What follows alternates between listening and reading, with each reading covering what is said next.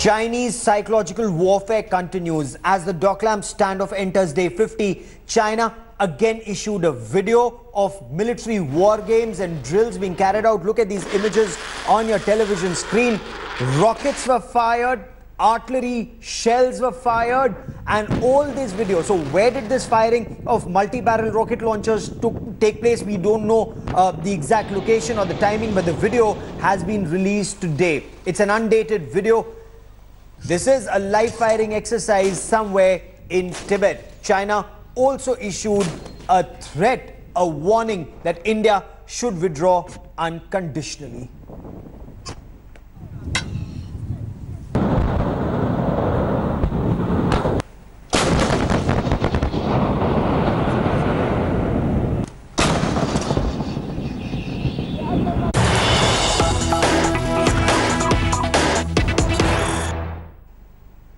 Shrill warmongering and threatening statements in China, but a softer and a more conciliatory statement in Kolkata by a senior Chinese diplomat in India.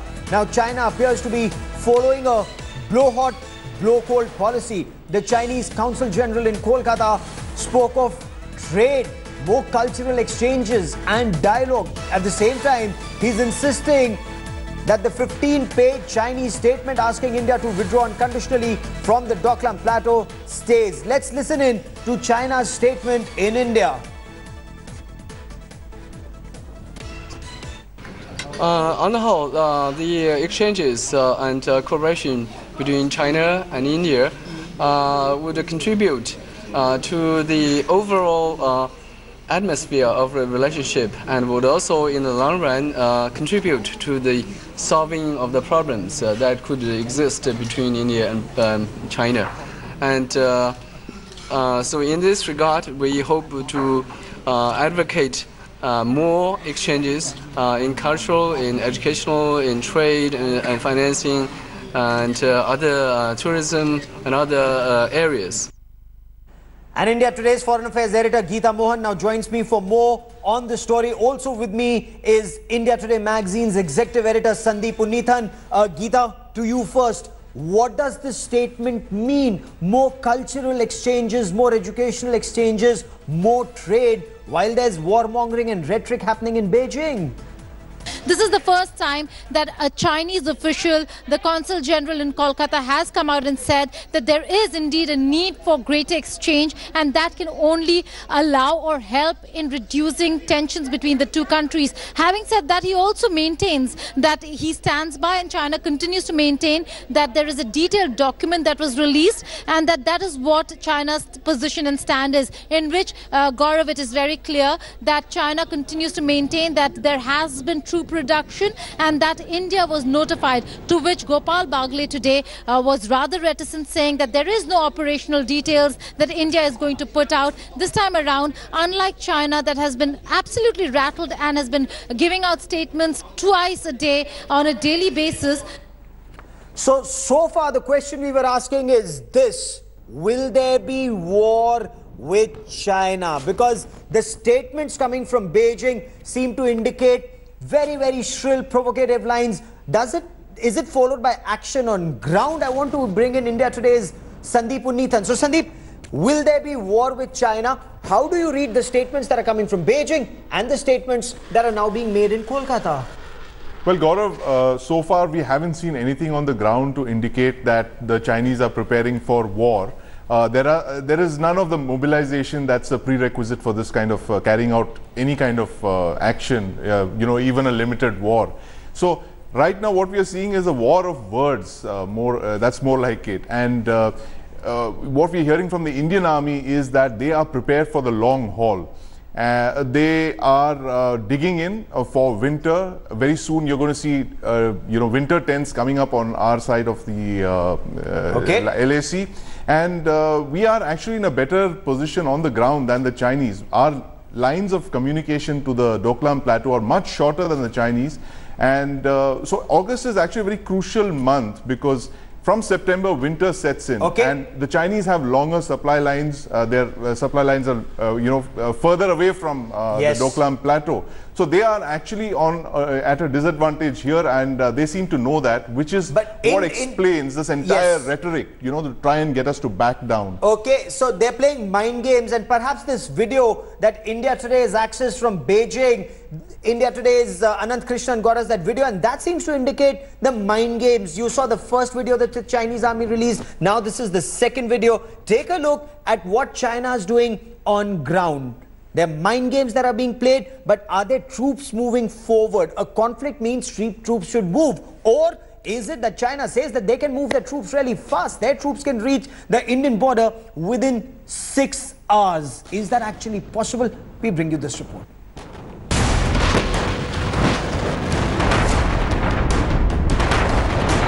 China's psychological warfare continues. Fresh dares and yet another drill to scare India. Artillery guns lined up, troops firing rockets, explosions echoing somewhere on the Tibetan plateau. This is a fresh video released by the Red Army. While the date and location remain unknown, one thing is clear. The Dragon knows it cannot win decisively in an actual war against India. Its evil design is to win the mind game. It's almost 50 days since the Doklam standoff began, and within 12 hours, the Chinese army has provoked India twice, releasing an exercise video and a provocative statement, warning of taking all measures to protect its territory, playing the victim card, and demanding an immediate pullback of Indian troops. China has no option but to step up its psychological operations as India displays maximum restraint. The peace and tranquility in the border areas we consider as a prerequisite for a smooth development of bilateral relations between India and China. It is not lost on India or the world how China continues to play a double game on terror and territory. Taking anti-terror vows and yet again blocking India's bid at the UN to designate Maulana Masood Azhar a global terrorist, blowing the peace pipe with Prime Minister Modi and then warning of war.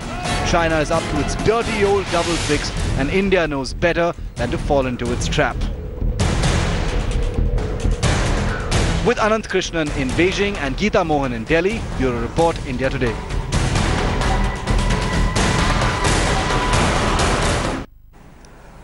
Two of the finest voices on China now join me on the broadcast. Lieutenant General D.B. Shiketkar, he's a former co-commander in the Northeast, and also Ambassador P. Stobden, former Ambassador and Strategic Affairs Analyst. Sandeep Unithan with me. General Shiketkar, what do you make of China's warmongering and this new video that's been released? Can this lead to an escalation? Can this lead to conflict?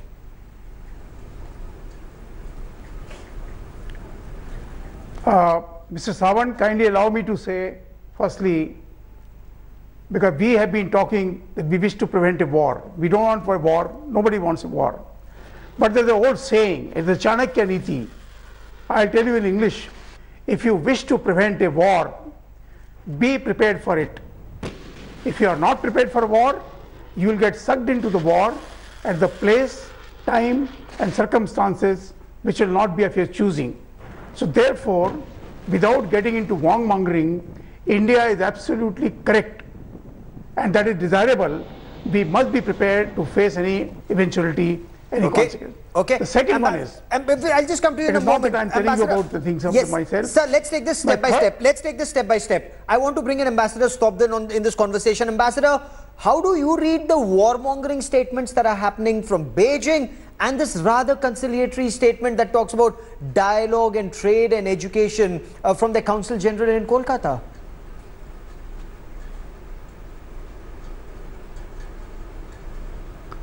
Well, I think I agree. In the beginning, somebody was making a statement that this is a psychological warfare, and it is to show their resolve. You know, such kind of tactics were used even to influence the election in Taiwan also. You know, when they don't want to have the election in against their favor, they did this kind of military exercises, huge fire drills they covered, including the second artillery.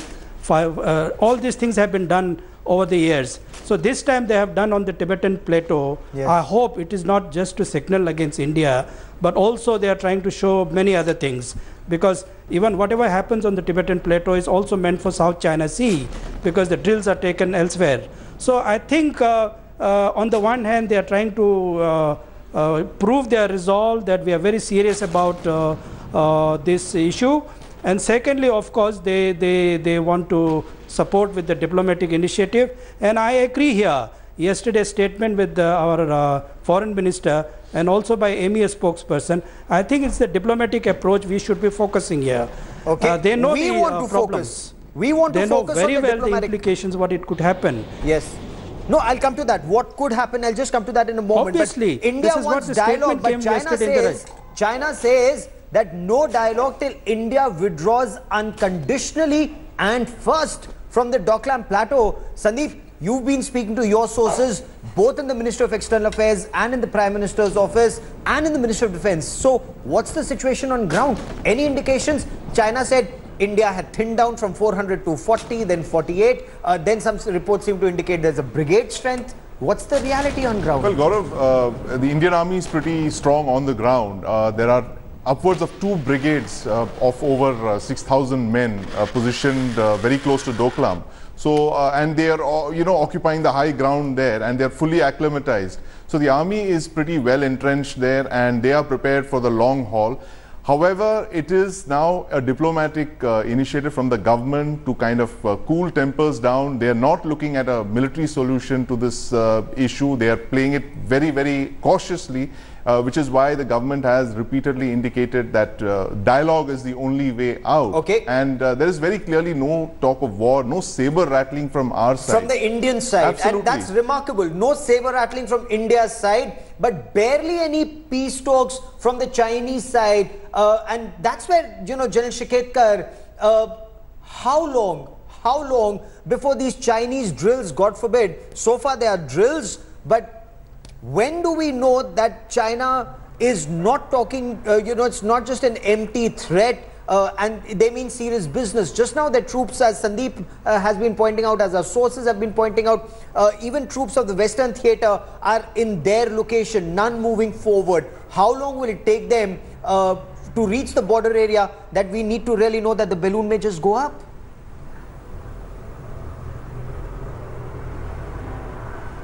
Yes, firstly, Mr. Sandeep is a very seasoned journalist of repute in our country, and his reading is absolutely correct.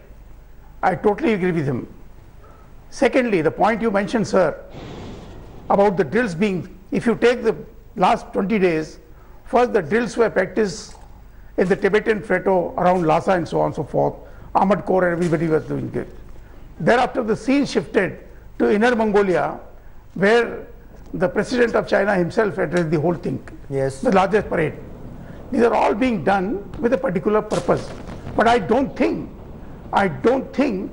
Chinese will be tactically so shallow-minded they would like to launch anything now. It doesn't mean we take them for granted. No, please, for God's sake. Yes. It will take a lot of time for them to build up. Secondly, as Sandeep said just now, the snow is about to start. Thirdly, there are more stakes for Chinese into Sea of South China Sea and elsewhere than in Doklam.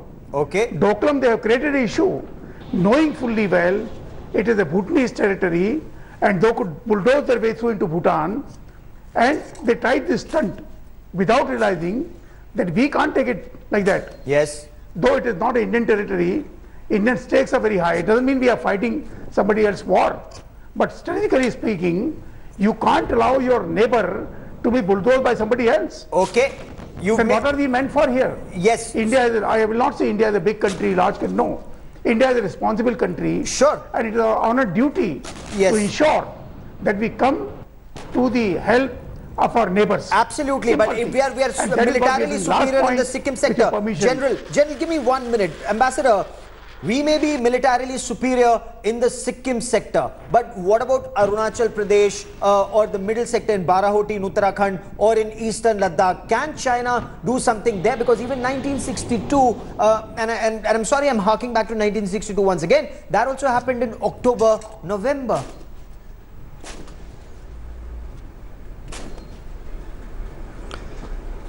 Gaurav, as a country, I will never underestimate my enemy.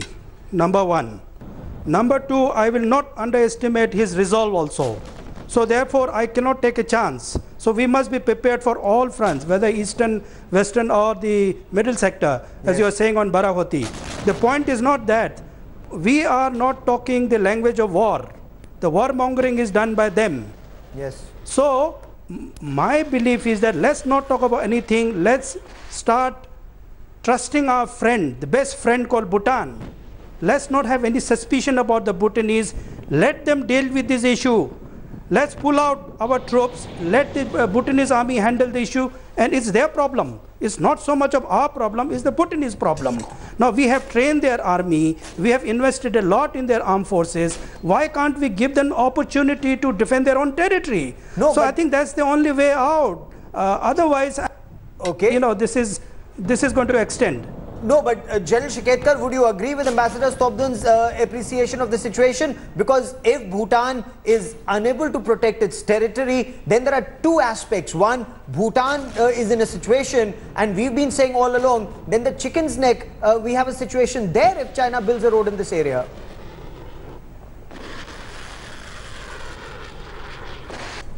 Sir, allow me to say, with all my respect to the Honorable Ambassador, yes, there's always a difference of perception. Are we aware what will be the greed of China? Today it is Doklam, tomorrow it can be somebody else. The way they have been expanding, if you see the strategy, I have been the corps commander, I have served there, right from 1963 onwards. I have been there, so I know almost every square. Suppose Bhutanese army gets away from there, and tomorrow Chinese come and sit down. What do you do thereafter? Use force? Can the Bhutanese do it? Can the Indians do it? So therefore, as he himself rightly said, we cannot take our adversary for granted.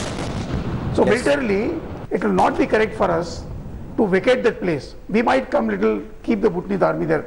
That's a totally different thing. Okay. But psychologically and politically and diplomatically, we should never give an impression to Bhutan that we have abandoned them. Absolutely. Like Ambassador, isn't that the impression? My heart goes with the people of Assam. I was undergoing training at Indian Military Academy. Yes. Ambassador, wouldn't it send a wrong message if we were to, pull out of there? One, China will think we've buckled under pressure. Pakistan, which as of now, and Pakistani commentators across the spectrum are saying that India has taken a very risky but a very bold decision. Pakistan will know that India is buckled under pressure if we are to pull out, and Bhutan will say we've let them down. No. It's very easy to say all that thing. You can say a lot of things. But the point here is that our argument that it will affect our security, it's a very absurd argument. Security can be threatened from anywhere. It's not 15th century that people come on foot. You can be hit from anywhere, from any part of Tibet. That's not a very absurd argument on the security is concerned and this and that. Secondly, I think if you think Bhutan is a good friend, yes, and we have a full understanding with Bhutan, if you respect the Bhutanese independence, if you respect the Bhutan sovereignty, then why don't you give that freedom to Bhutan to act their own? How do you know that the Bhutanese cannot deal with the Chinese? But that if we have apprehension about Bhutanese themselves, then what can we do? Then we have no other way than what General Saab is talking about. Clearly no solutions emerging from this, but that's a new aspect that Ambassador Stobdan's brought into this debate. For the moment, to all my guests, many thanks for joining me. For a moment, I now want to shift focus and talk about Jammu and Kashmir and a young girl from Gujarat who has a dream to see the tricolour flying high in Srinagar. Now joins me, Tanzeem Mehrani joins me on the broadcast. Tanzeem, आपसे जानना चाहते हैं कि लाल चौक पर तिरंगा फहराने का आपने कैसे सोचा, और वो भी तब जब आप राखी भी बांधना चाहती हैं हमारे सिपाहियों को? मैं जब गई बार लाल चौक गई थी तब मुझे वहां पे नहीं जाने दिया था, मुझे एयरपोर्ट पे ही रोक दिया गया था, मुझे वहां से आगे नहीं जाने दिया था, मुझे वहीं एयरपोर्ट पे नजर कैद कर लिया गया था। और इस बार जो 7 अगस्त को मैं जाना चाहती हूँ वो रक्षाबंधन के लिए जाना चाहती हूँ। आप रक्षाबंधन के दिन वहां जाना चाहती हैं? अच्छा, आप वहां राखी भी बांधना चाहती है? वहां तो हमारे जवानों पर पथराव करते हैं वहां के लोकल कुछ लोग, हालांकि काफी उनकी मदद भी करते हैं, लेकिन फिर आप राखी क्यों बांधना चाहती हैं वहां पर? मैं वहाँ पे जाके हमारे जो जवान है, हमारी आर्मी है, उनको रक्षाबंधन उनके साथ सेलिब्रेट करना चाहती हूँ, क्योंकि वो हमारे देश के लिए शहीद होते हैं, हमारे देश की इतनी सेवा करते हैं, वो हमारे देश के लिए सब कुछ करते हैं और हमारा भी फर्ज होता है कि हम लोग उनके लिए कुछ करें। वो जो अलगाववादी उनके ऊपर पत्थर मारे करते हैं, तो ये सब वो कब तक चलेगा? हमें किसी को जवाब देना पड़ेगा और वो लोग यही सब करते रहेंगे तो कब तक चलेगा ये सब? सही बात है, कब तक चलेगा? एक नया दौर शुरू होना चाहिए और उम्मीद करते हैं कि वो नया दौर कश्मीर में शुरू हो। मेहरान, आपने हमसे बात की। तंजीम मेहरानी, बहुत बहुत धन्यवाद। So this young girl wants to unfurl the tricolor at Lal Chowk. She also wants to tie a rakhi. Will she succeed? We'll track that story.